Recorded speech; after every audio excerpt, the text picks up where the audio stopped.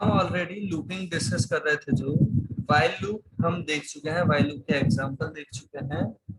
अभी हम बात कर रहे हैं वाइल लूप के एग्जांपल के लिए ही एक क्वेश्चन की, है ना। जरूरी नहीं है वाइल लूप से करना, नॉर्मली क्वेश्चन के साथ ये प्रोवाइडेड नहीं होता कि आप कौन सा लूप काम में लें। चॉइस आपकी अपनी रहेगी, आप कौन से लूप से वो इम्प्लीमेंटेशन परफॉर्म करना चाहते हैं। तो हम एक क्वेश्चन जो अभी डिस्कस कर रहे हैं वो क्वेश्चन क्या है, पहले उसे समझते हैं फिर उसे सॉल्व करेंगे, राइट। क्वेश्चन है कुछ ऐसा कि हमें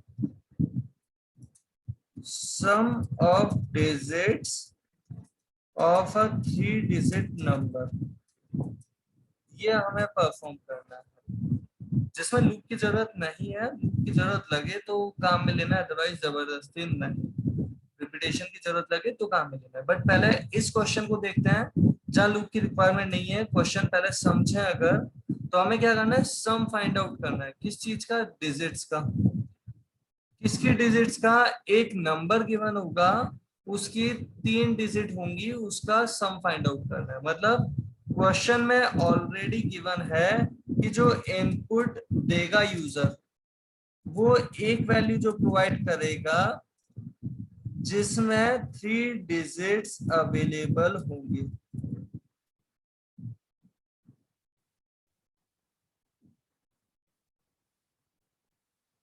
हमें क्या करना है, उन डिजिट्स का एडिशन परफॉर्म करना है, उन डिजिट्स का सम फाइंड आउट करना है। तो जैसे अगर नंबर यूजर ने दिया है, फॉर एग्जांपल नंबर अगर यूजर देता है सपोज 379 या 479, तो हमें यहाँ पे क्या करना है, नंबर अगर आपके पास 479 गिवन है, यूजर ने जो वैल्यू दी है वो दी है 479, तो आपको फाइंड आउट करना है 4 + 7 + 9। फाइनली इसका जो भी रिजल्ट आएगा वो वैल्यू होगी आपकी आउटपुट। अगर इनपुट आपके पास ऐसा है, एन की वैल्यू जैसे हम कंसीडर करें 479, तो आउटपुट जो आपको फाइंड आउट करना है वो रिजल्टेंट वैल्यू क्या होगी, वो होगी 4 + 7 + 9 की जो रिजल्टेंट वैल्यू आएगी वो वैल्यू। एडिशन करने पे जो आपके पास आ रहा है, जैसे यहाँ 20 आ रहा है तो ये वैल्यू आपके पास आ जाएगी। इस क्वेश्चन को कैसे सॉल्व किया जाए उसे डिस्कस कर रहे हैं ना एक बार वापस, लेकिन समझने के लिए। नंबर यूजर से कितने रीड किए जाएंगे? केवल एक ही नंबर। बस क्वेश्चन में गिवन है वो जो भी नंबर यूजर देगा वो 3 डिजिट वाला नंबर देगा। और ये जो 3 डिजिट वाला नंबर प्रोवाइड कर रहा है यूजर, वो अगर दिया है आपके पास सपोज 217, तो इस केस में क्या फाइंड आउट करना है, इनका एडिशन 2 + 1 + 7। और ये रिजल्टेंट वैल्यू हमारे पास क्या आ जाएगी, 2 + 1 + 7 किया तो रिजल्टेंट वैल्यू हमारे पास जैसे यहाँ आ गई है 10। क्वेश्चन होपफुली आप सबको आइडिया लगा होगा। इसका इम्प्लीमेंटेशन हम यहाँ पे देख रहे हैं इस पर्टिकुलर क्वेश्चन का।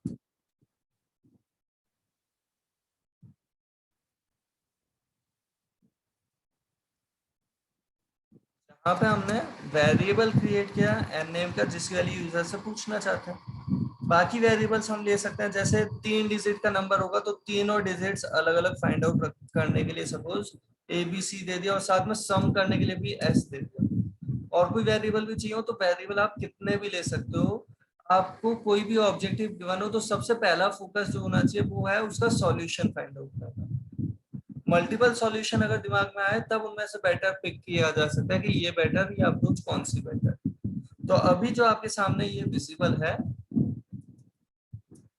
वैल्यू रीड कर रहे हैं हम यूजर से।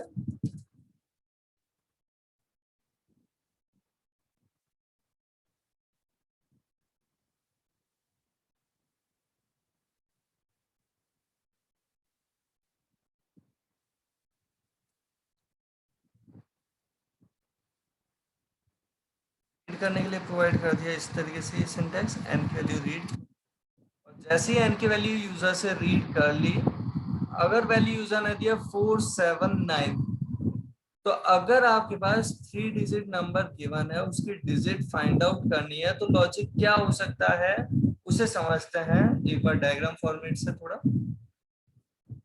जैसे अगर आपके पास वो नंबर गिवन जो है वो है 479, तो इस केस में इसकी कोई सी भी डिजिट अगर हम अलग अलग फाइंड आउट करना चाहते हैं तो तरीका क्या, तो किसी भी नंबर की लास्ट डिजिट फाइंड आउट करने की एक सिंपल सी अप्रोच हो सकती है।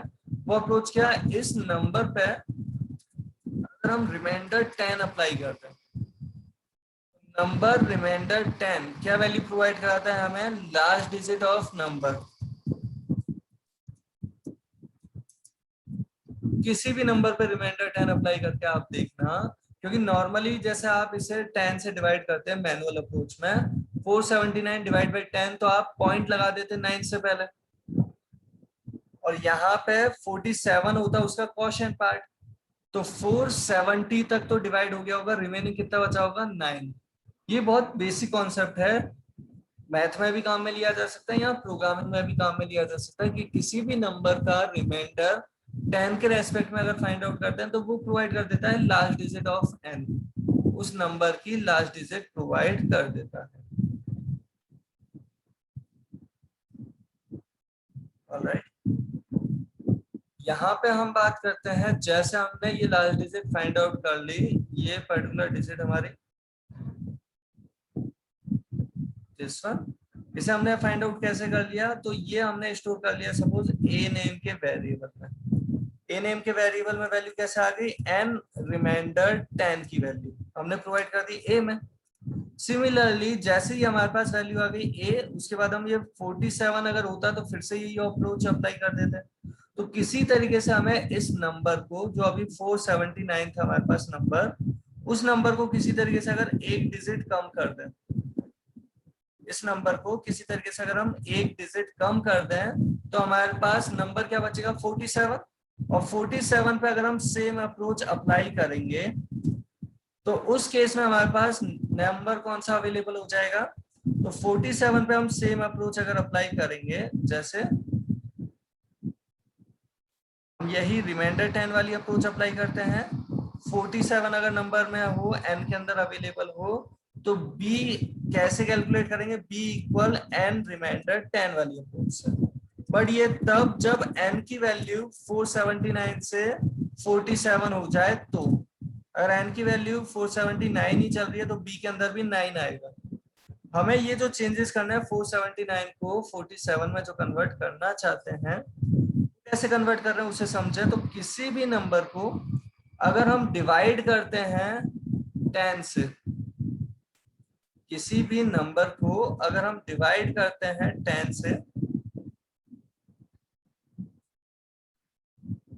तो उस केस में क्या मिलता है हमें, जैसे यहाँ 479 डिवाइड बाई 10, तो जैसे मैनुअल अप्रोच आप जानते हैं 479 डिवाइड बाई 10 में 10 अगर हटाते हैं तो पॉइंट लगा देते हैं 9 से पहले, लास्ट डिजिट से पहले। 10 से अगर डिवीजन परफॉर्म करना है तो लास्ट डिजिट से पहले पॉइंट लग जाता है मैनुअल अप्रोच में। और ये प्रोग्रामिंग है जहां इंटीजर डिवाइड बाय इंटीजर हो रहा है, तो n डिवाइड बाय 10 का रिजल्ट आएगा n without last digit, n reminder 10 n divide by 10। इस तरीके से हमारे पास ये कुछ कॉन्सेप्ट अवेलेबल है जिसे आप यहाँ काम में ले सकते हैं। जैसे यहाँ हम सॉल्यूशन की तो बात कर रहे थे, a हमारे पास कैसा है 479 डिवाइड रिमाइंडर 10 अप्लाई किया तो आ गया 9। इसी नंबर को किसी तरीके से अगर हमने कर दिया होता चेंज, तो ये जो हम चेंजेस परफॉर्म करने की बात कर रहे हैं 479 का 47 में जो कन्वर्जन, ये चेंजेस हम कैसे परफॉर्म कर रहे हैं, तो हम कर रहे हैं n को डिवाइड किससे, तो n को हम डिवाइड करते हैं 10 से और असाइन कर रहे हैं n के ही अंदर। इस तरीके से जब हम ये परफॉर्म करेंगे तो n की वैल्यू अगर थी हमारे पास 479, तो अब ये वैल्यू क्या हो जाएगी हमारे पास, ये वैल्यू हमारे पास अवेलेबल हो जाएगी अब 47, और इस अप्रोच से हमारे पास ये वैल्यू आ गई। या इसी चीज को आप कुछ ऐसा भी कह सकते हैं कि ये जो दो स्टेटमेंट हम प्रोवाइड करना चाह रहे हैं, इन दो स्टेटमेंट की जगह आप चाहें तो डायरेक्टली एक स्टेटमेंट जिससे n चेंज नहीं करते और फिर भी आपका ये टास्क परफॉर्म हो जाता है, वो क्या आप b में असाइन करवाते जो एक्चुअल n है उस पर डिवाइड 10 करने के बाद रिमाइंडर 10 परफॉर्म करने पे जो वैल्यू आती है वो वैल्यू। तो इससे आ जाएगी आपके पास सेकंड डिजिट, राइट से फर्स्ट डिजिट हटाई डिवाइड 10 करके और रिमाइंडर 10 करके जो बचा हुआ नंबर है उसकी लास्ट डिजिट फाइंड आउट कर ली। और सिमिलरली अगर हम यहाँ पे बात करते हैं नंबर चेंज करने वाली अप्रोच के साथ, अगर पहले 47 3 डिजिट नंबर था, एक डिजिट हटा दी, दूसरी डिजिट जैसे ही हटाएंगे तो दूसरी डिजिट हटाते ही वो नंबर हमारे पास क्या बचेगा, दो डिजिट हटा दी 3 डिजिट नंबर में से तो एक ही डिजिट बचेगी और ये डिजिट हमारी आ जाएगी सी के लिए। सी जो हमें रिक्वायर्ड है उसके लिए हम ये काम में ले सकते हैं। तो ये जो वैल्यू आ रही है हमारे पास जिसके हेल्प से हम सी फाइंड आउट कर पा रहे हैं कि क्या ऑपरेशन रहा अगर इस तरीके से परफॉर्म कर रहे हैं। तो ये ऑपरेशन रहा कुछ ऐसा कि हमने सी में प्रोवाइड कर दिया जो n की लास्ट वैल्यू चल रही थी 47 उस पर डिवाइड 10 करके, तो हमारे पास ये वैल्यू आ गई, हमारे पास सी के लिए वैल्यू रिजल्टेंट वैल्यू आ गई। कुछ इस तरीके से हमने ये प्रोवाइड कर रखा है एक सॉल्यूशन। और जबकि हम दूसरे सॉल्यूशन की जो बात कर रहे थे जहां पे हमने ये n चेंज नहीं करना चाहा, उस केस में अगर बात करते हैं तो कैसे वो देखते हैं।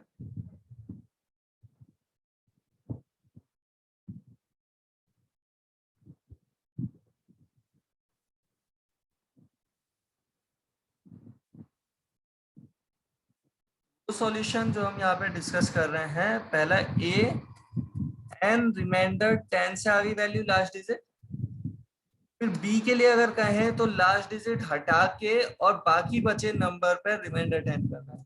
लास्ट डिजिट केवल टेम्परेरी लेवल पे हटाने के लिए हमने n में असाइन नहीं किया, n डिवाइड 10 रिमाइंडर 10 परफॉर्म किया, तो इससे आ गई हमारे पास राइट से सेकंड डिजिट। और जब हम ये फाइंड आउट करना चाहते हैं क्या तीन डिजिट के नंबर में दो डिजिट हटाना चाहते हैं राइट साइड से, तो उसकी अप्रोच होगी n डिवाइड 10 और फिर से n डिवाइड 10 कर दें, मतलब ये जो आया उस पर वापस डिवाइड 10 कर दें, या फिर इसी चीज को आप चाहें तो लिख सकते हैं n डिवाइड बाय 100। और इस तरीके से भी हम इसे परफॉर्म करवा सकते हैं, सी कैलकुलेट किया जा सकता है। होपफुली आप सभी को यहाँ तक की बात का कुछ कुछ तो आइडिया लगा होगा, ये जो अभी हम परफॉर्म करने की बात कर रहे थे। अब जो क्वेश्चन हम डिस्कस कर रहे थे उस क्वेश्चन पे वापस आते हैं। क्वेश्चन क्या था, 3 डिजिट के नंबर में हमें एडिशन परफॉर्म करना है उनकी डिजिट्स का। तो कैसे कर रहे हैं, ये जो हमने नंबर n के अंदर रीड किया, इस नंबर के लिए हम a अगर फाइंड आउट कर रहे हैं तो कैसे n reminder 10, b find out करते हैं वो कैसे n डिवाइड बाय 10 रिमाइंडर 10, और c जो फाइंड आउट कर रहे हैं वो कैसे n डिवाइड बाय 100। और s जो हमें फाइंड आउट करना है, सम जो करना है वो किसका, a प्लस बी प्लस सी, या चाहो तो c plus B plus a, जैसे आप लिखना चाहें। फाइनली रिजल्ट प्रिंट कर रहे हैं, प्रिंटफ से रिजल्ट प्रिंट करते हैं।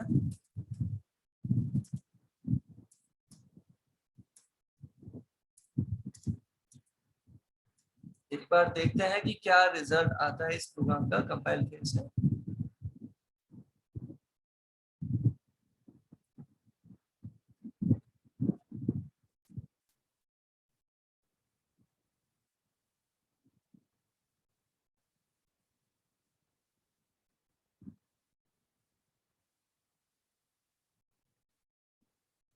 कुछ इस तरीके से हमने ये प्रोवाइड कर रखा है। इस प्रोग्राम को हमने कंपाइल किया, एग्जीक्यूट किया, वैल्यू देते हैं सपोज हम यहाँ पे 176, तो इस केस में होना चाहिए 1 + 7 + 6, रिजल्ट में आ गया 14। सिमिलरली इसी प्रोग्राम को अगर एग्जीक्यूट कर रहे हैं और प्रोवाइड कर रहे हैं 390, तो रिजल्ट में आना चाहिए 12, 3 + 9 + 0 वाली कुछ। यही अगर एग्जीक्यूशन में हम दे देते हैं सपोज 927, तो रिजल्ट में आ रहा है 18। आप सभी को यहाँ तक की बात का कुछ आइडिया लगा होगा।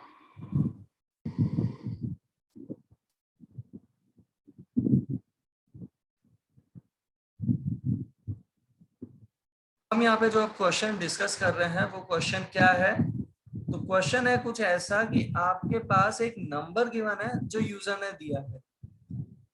यूजर ने कोई नंबर दिया, 2 डिजिट का भी हो सकता है, 3 डिजिट का भी, 4 डिजिट का भी, हमें नहीं पता वो 1 डिजिट का नंबर है, 2 डिजिट का, 3 डिजिट का या 4 डिजिट का। हमें क्वेश्चन ऐसा है सम ऑफ डिजिट्स फाइंड आउट करना है।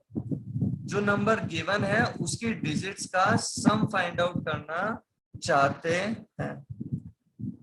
होपफुली क्वेश्चन आप सभी को आइडिया लगा होगा। क्वेश्चन कुछ ऐसा कि आपके पास एक नंबर गिवन है, नंबर चाहे कितने भी डिजिट्स का है, उसकी डिजिट्स का सम फाइंड आउट करना चाहते हैं। तो कैसे करेंगे उसकी बात करते हैं। Sum of digits of a given number, और इस केस में लॉजिक कुछ वैसा ही सोच रहे हैं जैसा अभी थोड़ी देर पहले हम बात कर रहे थे।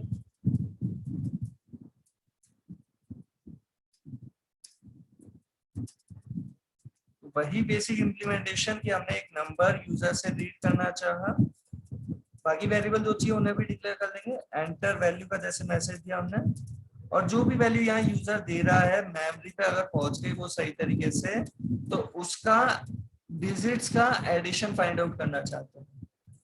क्वेश्चन समझने के लिए एक बार पहले हम डायग्राम फॉर्मेट से थोड़ा समझ के देखते हैं इस चीज को।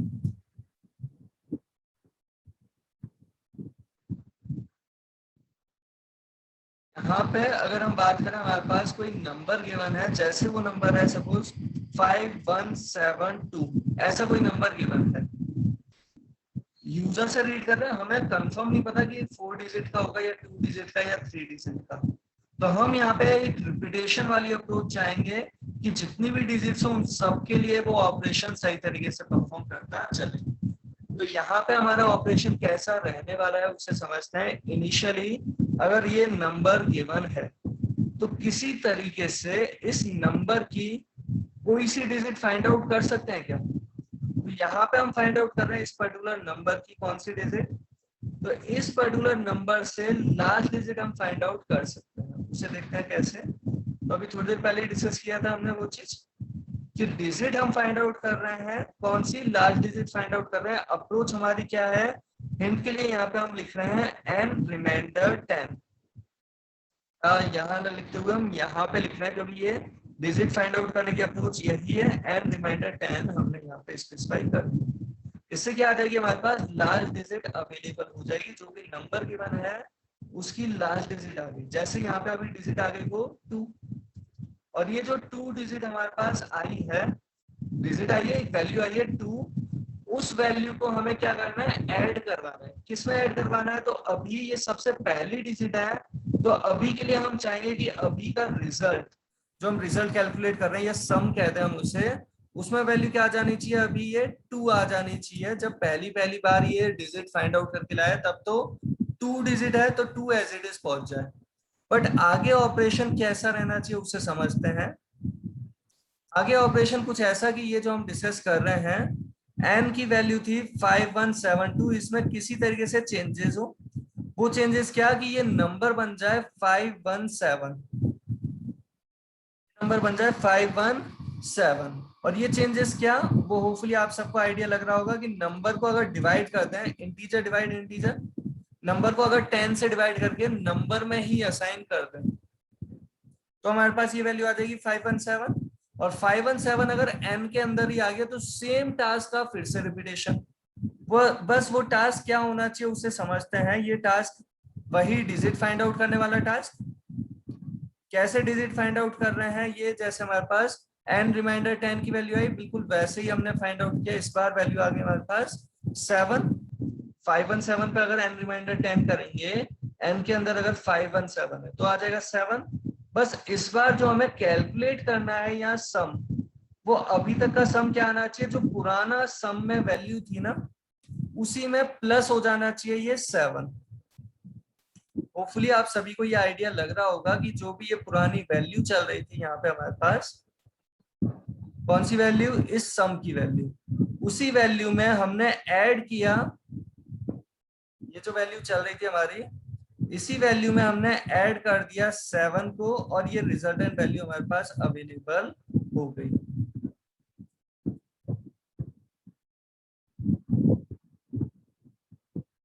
यहाँ तक की बात का आपको कुछ कुछ आइडिया लग रहा होगा आप सभी को। यहाँ पे जो हमारे पास अवेलेबल हुआ वो कैसे आया, तो 7 आई डिजिट और पुरानी वैल्यू कर दी इसमें ऐड, तो ये आ गया 2 + 7। फिर सेम चीज का फिर से रिपीटेशन हमें परफॉर्म करना है। वो रिपीटेशन क्या कि 517 अब बन जाए 51, और जैसे ये 51 बन जाए उसके बाद हमें क्या करना है, इसकी लास्ट डिजिट फाइंड आउट करनी है। जैसे अब ये लास्ट डिजिट आएगी हमारे पास 5 या 1, तो हम वही रिमाइंडर 10 वाली अप्रोच से फाइंड आउट कर रहे हैं, सेम लॉजिक रखते हुए।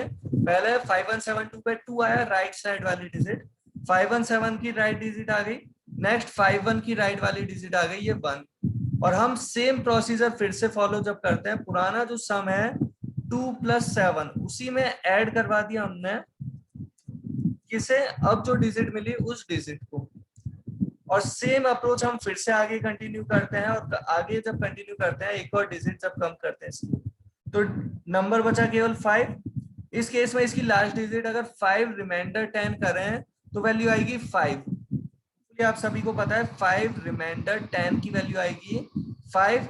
हम पुराने सम में इस 5 को अगर ऐड करेंगे तो वैल्यू क्या आ जाएगी हमारे पास, 2 + 7 + 1 तो था पुराना सम, और इसी में अगर हम ऐड कर रहे हैं वैल्यू 5, तो हमारे पास ये फाइनली वैल्यू यहाँ तक आ चुकी है। लेकिन एक रिपीटेशन में दे रखा है, ये रिपीटेशन रोके कब, तो जब हम इसे फिर से एक डिजिट कम करना चाहेंगे। तो डिजिट कम कर कैसे रहते हैं, n को डिवाइड करते हैं 10 से, 5172 डिवाइड हुआ 10 से तो 517 आ गई, 517 डिवाइड हुआ 10 से तो 51 आ गया, 51 अगर डिवाइड होता है 10 से तो हमारे पास 5 आ जाता है। एंड सिमिलरली 5 को जब डिवाइड करेंगे 10 से तो हमारे पास वैल्यू आ जाएगी 0। मतलब जब तक ये वैल्यू 0 नहीं होती तब तक हमें ये रिपीटेशन प्रोवाइड करना है। और रिपीटेशन किस चीज का, जो भी नंबर है हमारे पास सबसे पहले उस नंबर को रिमाइंडर अप्लाई कर रहे हैं उस नंबर पे 10, और उससे डिजिट फाइंड आउट कर देते हैं। जो डिजिट मिली उस डिजिट में हम ऐड करते हैं पुराने सम को, और हमारे पास ये नया रिजल्ट आ जाता है। सेम अप्रोच हम आगे प्रोवाइड करना चाहते हैं, लेकिन उससे पहले n को करते हैं चेंज, n डिवाइड बाई 10 करके जो वैल्यू मिली है वो n के अंदर असाइन कर देते हैं, और n की नई वैल्यू पे फिर से सेम ऑपरेशन अप्लाई करते हैं। लास्ट डिजिट फाइंड आउट करना, पुराने सम में इस लास्ट डिजिट को ऐड करना। तो इस तरीके से हमारे पास ये फाइनली सम आ जाएगा। जब नंबर 0 हो गया उस वक्त जो हमारे पास सम बचा उसे प्रिंट कर देंगे रिपीटेशन को रोक के। तो एक बार देखते हैं इस पर्टिकुलर चीज को, इस प्रोग्राम को एग्जीक्यूशन में देखते हैं ना। तो इम्प्लीमेंटेशन प्रोवाइड करते हैं पहले इस चीज का। नंबर हमने रीड कर लिया है, हमें जो और रिक्वायरमेंट है वो क्या, तो वेरिएबल हमने ले लिया, जैसे एक वेरिएबल लिया डिजिट्स के लिए, एक वेरिएबल ले लिया, जैसे हम डिजिट के लिए वेरिएबल डिजिट ही लेते हैं ना, एक ले लिया सम जिसमें कैलकुलेट करना चाह रहे हैं उसके लिए वेरिएबल सम ले लिया। बाकी और कोई वेरिएबल रिक्वायर्ड था क्या लॉजिकली सोचा तो कोई और वेरिएबल वापस एक बार देखें अगर आप इस चीज को, तो यहाँ पे n से ही काम ये पूरा चल रहा है। ये सारी वैल्यू किसमें आ रही है, n में, ये सारी वैल्यू आ रही है डिजिट में, और एडिशन होके आ रहा है सम में। तो किसी और वेरिएबल की जरूरत नहीं है, तो जबरदस्ती वेरिएबल नहीं देना। और रिपीटेशन के लिए अभी तक आप आई नेम का वेरिएबल देखते आ रहे हो, तो ऐसा याद मत कर लेना कि लूप में हमेशा वेरिएबल आई होना चाहिए। यहाँ पे हमें लूप कैसा रिक्वायर्ड है वो समझे, तो हमने प्रोवाइड करते हैं जैसे यहाँ पे while loop. Reason for loop में 3 सेगमेंट होते हैं, और तीनों सेगमेंट अगर वो रेंज वाली अप्रोच में हम देख रहे थे तो बहुत क्लियरली विजिबल होता है, i = 1, i <= n, i++। For loop में अच्छा लग रहा था, बट यहाँ पे अगर बात करें तो हो सकता है आप में से मोस्ट ऑफ द स्टूडेंट्स को व्हाइल वाली अप्रोच बेटर लगे, क्योंकि इनिशियलाइजेशन अगर फॉर लूप दे रहे होते तो ब्लैंक छोड़ना होता, क्योंकि अलग से कुछ इनिशियलाइज करने की रिक्वायरमेंट नहीं होती। बट हाँ एक रिक्वायरमेंट है, आप चाहें तो फॉर लूप अगर दे रहे हैं तो वो लिख सकते हैं। वो क्या, सम की इनिशियल वैल्यू, वो इनिशियल वैल्यू क्या होनी चाहिए। तो अगर आप इस पर्टिकुलर लॉजिक को समझ पाए हैं, तो ये जो लॉजिक था आपका, हर बार ये जो रिपीटेशन चल रहा था, तो पहली बार भी कुछ ऐसा ही रिपीटेशन रहा होगा कि सम की जो इनिशियल वैल्यू है उस वैल्यू को ऐड कराया है यहाँ पे इस डिजिट के साथ 2 के साथ, जिससे आ गई आपके पास पहली वैल्यू 2। क्योंकि हर बार सेम प्रोसेस चल रहा है, पुराना सम ऐड होता है 7 में, पुराना सम ऐड होता है 1 में, पुराना सम ऐड होता है 5 में, ऐसे ही चल रहा है। तो यहाँ पे भी पुराना सम जो भी चल रहा है उसे ऐड करेंगे 2 में, और रिजल्टेंट आ जाए 2, तो ये पुराना सम क्या होना चाहिए? तो ऐसा नंबर जिसमें कुछ भी ऐड कर रहे हैं तो वही नंबर आ जाए जिस नंबर को ऐड किया। तो 2 ऐड किया तो 2 आ जाए। तो सम की इनिशियल वैल्यू क्या आनी चाहिए? 2 नहीं, सम की इनिशियल वैल्यू होनी चाहिए 0।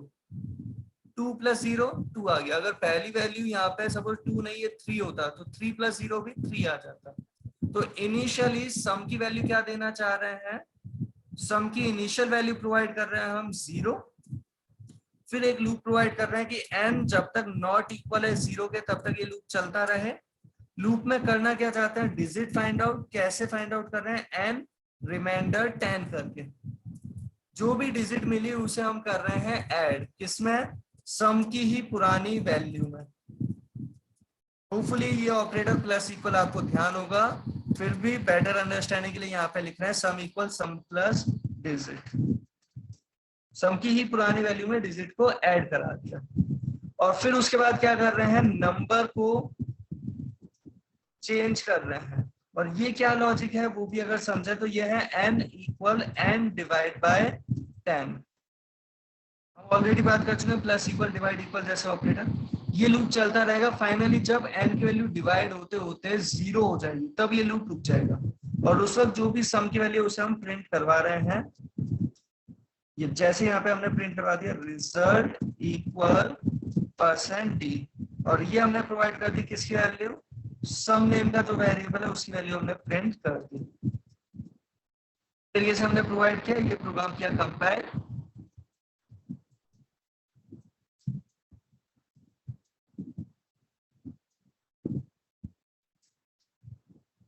कंपाइल हो गया। देन एग्जीक्यूट करते हैं। वैल्यू जैसे देते हैं हम यहाँ सपोज 4175 तो इनका एडिशन होके आ गया 4 + 1 + 7 + 5 जो आना चाहिए वो हमारे पास अवेलेबल हो गया। यही इसी पर्टिकुलर एग्जीक्यूशन में अगर हम वैल्यू दे देते हैं 23 तो एडिशन होके 5 आ गया।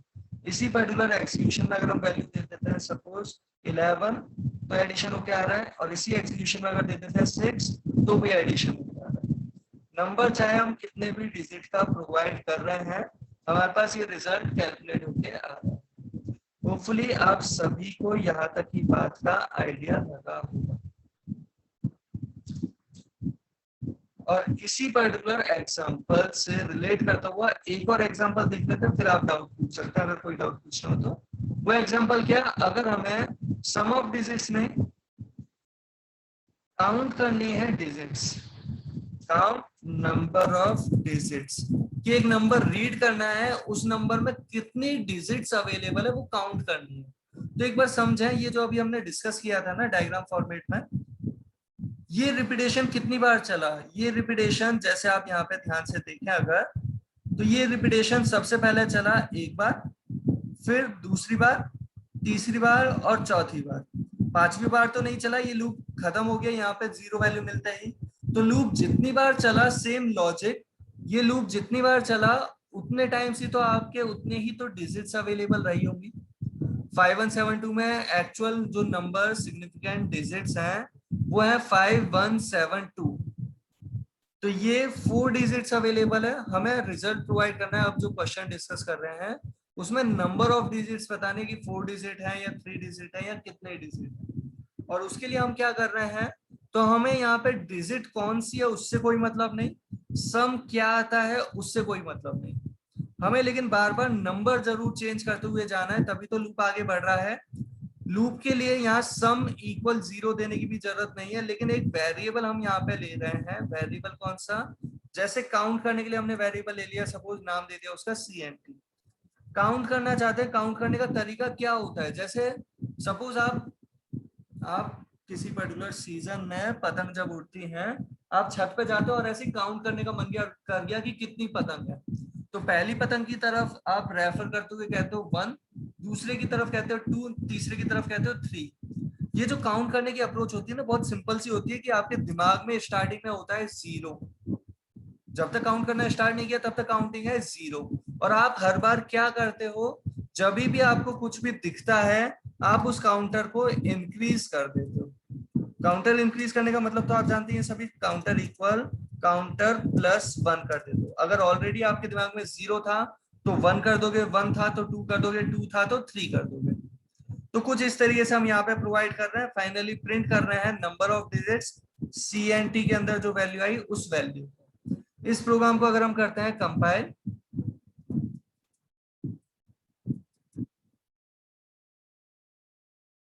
एंड एग्जीक्यूट, यहाँ पे नंबर अगर हम देते हैं सपोज 1 2 3 4 7, तो इस केस में हमारे पास रिजल्ट क्या आ रहा है, 5 डिजिट का नंबर है तो 5 आ रहा है। इसी के एग्जीक्यूशन में अगर हम देते हैं सपोज 4 2 1, तो हमारे पास रिजल्ट आता है 3। इसी के एग्जीक्यूशन में अगर हम प्रोवाइड कर रहे हैं सपोज 7 5, तो रिजल्ट आ रहा है 2 एंड सो ऑन। होपफुली आप सभी को यहाँ तक की बात का आइडिया लग रहा होगा इस केस में क्या वैल्यू है ना। बट ये जो अप्रोच चल रही है ना, ये अप्रोच जैसे यहाँ पे देखें सिंगल डिजिट के लिए वर्क कर रहा है सही से, 9 के लिए वर्क कर रहा है, 3 के लिए वर्क कर रहा है, लेकिन ये जब वैल्यू 0 दी होती तो हमने दे रखा है व्हाइल लूप। और व्हाइल लूप क्या कहता है, पहले कंडीशन चेक करो, पहली बार के लिए भी कंडीशन चेक करो कि n नॉट इक्वल होना चाहिए 0 के, जबकि 0 एक ऐसा नंबर है जिसमें नंबर ऑफ डिजिट 1 अवेलेबल है। नंबर है तो ऐसा थोड़ी होगा एक भी डिजिट का नंबर नहीं है, नंबर है तो डिजिट तो होगी, मिनिमम 1 होना चाहिए। इस केस में रिजल्ट जो आ रहा है अभी आ रहा है 0, जो सही नहीं है। तो यहाँ पे अगर बात करें तो यहाँ पे सिग्निफिकेंस आता है डू व्हाइल लूप का इस तरीके के एग्जांपल में। इससे पहले वाले में जरूरत नहीं थी क्योंकि वहां पे सम करना था, बट ये जो एग्जांपल है जहां पे हमें काउंट करना है कितने डिजिट, और इस केस में हम चाहते हैं कि मिनिमम 1 डिजिट तो होनी चाहिए। कोई नंबर है और नंबर में एक भी डिजिट ना हो ऐसा तो पॉसिबल नहीं होना चाहिए।